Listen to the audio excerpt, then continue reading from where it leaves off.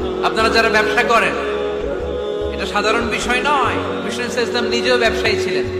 ওনার জীবনের প্রথমে তিনি খাদিজা রাদিয়াল্লাহু তাআলা আনহার ব্যবসার স্টাফ হয়ে কাজ শুরু করেছেন, এরপর নিজে ব্যবসা শুরু করেছেন। এরপরে খাদিজাতুল কুবরা রাদিয়াল্লাহু তাআলা আনহা সব সম্পত্তি বিয়ের পরে বিশ্বনবীর পায়ের সামনে ঢেলে দিয়েছেন। বললেন, ইয়া রাসূলুল্লাহ, এই সম্পদ আমি আপনাকে দিয়ে দিলাম, আপনি ইচ্ছামতো দিনের প্রয়োজনে খরচ করেন। সুবহানাল্লাহ পড়েন। এজন্য বিষ্ণু ইসলাম আমাদের জন্য উপমা, আব্দুর রহমান ইবনে আউফ আমাদের জন্য উপমা। যারা ব্যবসা করেন তারা বিষ্ণু ইসলামের সুন্নাহ পালন করছেন। আত-তাজির আস-সাদুক আল-আমিন, বিষ্ণুই বললেন সত্যবাদী আমানতদার ব্যবসায়ী, যে ব্যবসা করতে যে মিথ্যা কথা বলে না।